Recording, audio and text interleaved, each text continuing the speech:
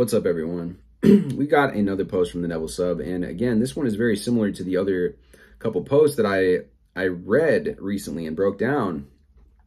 But I think that these posts are actually, repetition is part of the learning process, and I think that there's value in hearing this stated again, restated in different words, and that's why I'm going to go over this one, because identifying with not only the goal and having that vision, but also the awareness of what it is like to have that, and reintegrating that on a daily basis is going to be very just retuning yourself in, because they talk about vibration, being on that vibration, tuning into that radio station, that frequency of that lifeline, so to speak, or that parallel reality of yourself, and that the way that is, that vibratory state is going to tap you in. And again, the repetition of it is what is going to bring it into your life in a sustainable way. So let's cover this now. It's called the key to effortless manifesting. So this is a follow-up to my previous post, and in my opinion, this is the key to effortless manifesting for those who keep DMing. I have tried to keep it simple and explain with examples from my life. Step 1. Figure out exactly what you want with precision instead of putting a vague idea of it. Step 2, figure out why you want that. What is the feeling that you're going to give yourself when you get that desire? For example, when I was manifesting my full-time job to go remote, I was craving the feeling of freedom, plus to have the flexibility to work at my own pace and have time for my hobbies without wasting time in transit. I didn't hate my job. I didn't want to switch. When I was manifesting perfect vision, all I wanted was to be free of glasses and lenses. Another example, when manifesting the love of your life, understand that you want to feel loved and cherished. Step 3, stop cribbing about anything in the 3D bothering you. This is where the techniques come in. Go all out with guns blazing. Look within yourself and fulfill yourself internally. I asked myself, what would I do if I had perfect vision? Surely I would not look at the catalog of new frames or rack my brain thinking where I kept the lenses last night, right?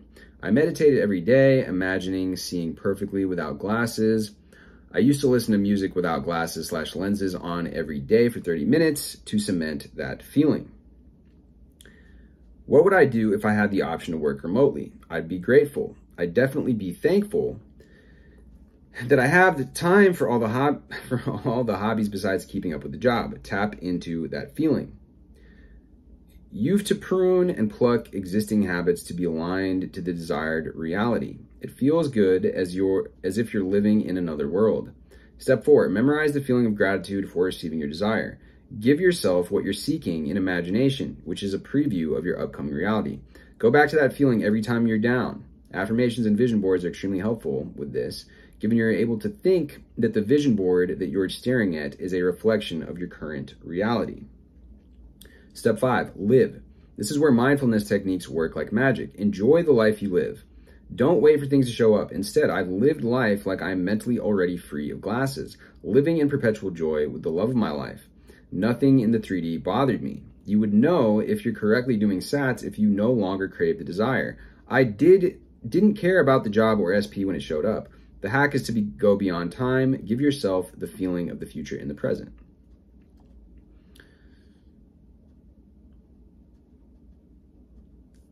So somebody's asking about the vision thing. Yeah, so again, this is like I said, this is similar. What they're saying is very similar to the previous post that we've read. And of course, the hack is to go beyond time. I mean, we've heard this a million times, right? But sometimes like repetition can be the father of learning. And in this case, the idea of the feeling of freedom, tapping into the feeling as you are visualizing, or as you are affirming to yourself, or as you are scripting this out or writing this or reading this back to yourself, then helps you to align it back in so that you have the right state of awareness as you are thinking about the desired outcome. Because what happens throughout the day is that we may think about the desired outcome, whether we're reading it, affirming it, visualizing it, and then we feel that state of resistance, right? And that's what we want to shift from the resistant feeling into the feeling of safety, into the feeling of, yeah, of course, Like, duh, this is normal for me. Yeah, this is natural for me. That feeling of naturalness. And so, you know, this being a technique for that, and a reminder so that you have the feeling states written down, or the states of awareness written down next to the desire, so that you are reminding yourself continuously when you have those negative feelings or those negative thoughts or those negative, that anxiety, that resistant feeling, that you are now shifting that back to the feeling that you want to associate with that desire. And again, doing this again and again is a great technique. But caveat being, if you are doing this and deep down inside you feel that you are not worthy, you feel that you are not good enough, you feel that you don't deserve it, or maybe you don't possess the skill set required for this desire, it's really going to help you to download this guide that I have below, identify those limiting beliefs, where those negative beliefs are, pull them out by the roots, replace them with the beliefs that you want, the empowering beliefs, the new story that you want to tell yourself, and then also take action as well to develop those skill sets. You know, in the recent video that I posted with Lucy, she mentions that, you know, you have to, a lot of the time you have to meet the universe halfway.